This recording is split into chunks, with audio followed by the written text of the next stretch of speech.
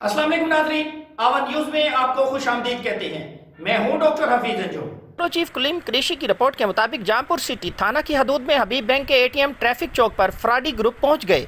देहाती औरतों से शनाख्ती कार्ड्स लेकर पैसे खुद निकालने के बाद पैसे नहीं आए कहकर सारे पैसे निकाल लेते हैं, जो कि गरीब औरतों के साथ बहुत बड़ी ज्यादती है। तफसीलात के मुताबिक एहसास प्रोग्राम की रकम निकलवाने के लिए आने वाली सादा लो खवातीन के 12,000 रुपये निकाल कर हड़प कर गए। हबीब बैंक जामपुर ब्रांच के एटीएम मशीन पर फ्रॉडी ग्रुप ने पहुँच एटीएम मशीन से पैसे निकलवा कर औरतों को ये कहकर टाल दिया कि आपके पैसे नहीं आए। शोर ववीला पर शहरी जमा हो गए और फ्रॉडियों ने मौका देखते ही राह फरार इख्तियार कर ली।